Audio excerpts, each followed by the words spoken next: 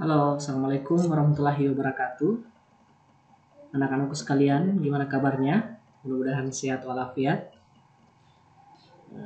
Baik, pada kesempatan ini saya akan melanjutkan materi kita minggu lalu, yaitu metode penggaraman kering atau dry salting untuk anak-anakku kelas 11 APAP. Dalam metode penggaraman kering, hal yang harus dilakukan adalah penyediaan bahan baku. Tentunya yang harus disediakan dalam hal ini adalah ikan. Ikan yang harus diproses, baiknya di grading dulu, dipisahkan berdasarkan jenisnya, kemudian tingkat kesegaran dan ukurannya. Kemudian setelah itu kita menyiapkan garam sebagai bahan untuk penggaraman sebanyak 10-35% dari berat total ikan. Tentunya kita pilih garam yang baik, garam yang bersih, garam yang putih, yang kandungan garamnya tentunya baik. Kemudian hal yang selanjutnya itu persiapan alat.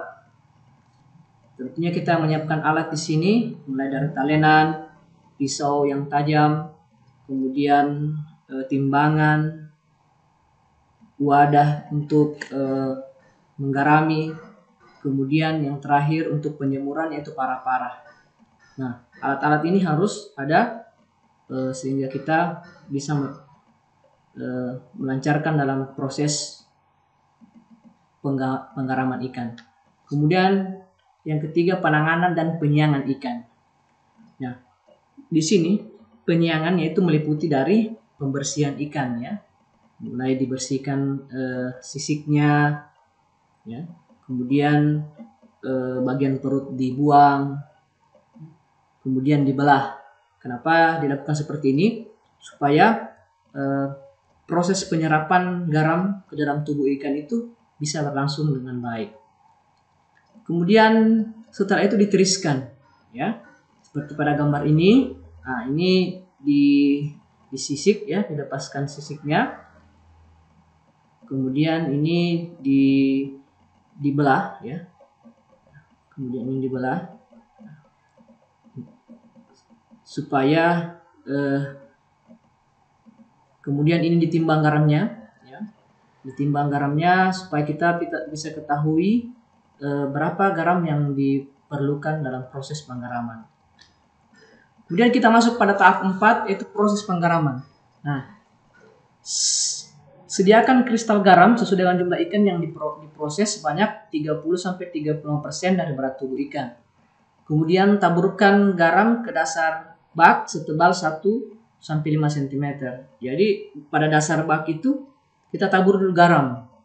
Setelah itu kita menyusun ikannya, ya. Kita susun ikan dengan rapi, usahakan bagian perut itu menghadap ke bawah. Setelah itu kita lapisi lagi garam di atas supaya lalat tidak bisa hinggap, ya. Kemudian setelah kita lapisi garam pada permukaan yang paling atas, kita tutup bak atau wadah dengan papan, kemudian kita beri pemberat. Kenapa? Tujuannya itu kita beri pemberat agar penggaraman dapat berlangsung dengan baik. Kemudian biasanya penggaraman di sini dilakukan pada umumnya berlangsung sampai 1-3 hari. Kemudian proses yang terakhir, penjemuran. Setelah garam digarami selama kurang lebih 1-3 hari, langkah selanjutnya yaitu ikan diangkat ke tempat penggaraman, kemudian ikan dicuci. Setelah digarami dicuci dulu, ya. Kemudian ditiriskan, kemudian setelah itu dijemur. Ya, dijemur di sini di para-para yang sudah disiapkan. Biasanya kalau kita penjemuran ikan itu biasanya kalau cuaca baik, cuaca cerah, maka proses penjemurannya hanya memakan waktu 3-5 hari. Seperti ini, ya. Digarami, kemudian ini proses pembuatan para-para oleh kelas 11 APAP. Kemudian ini ikan siap untuk dijemur. Setelah digaram, ikan siap untuk dijemur.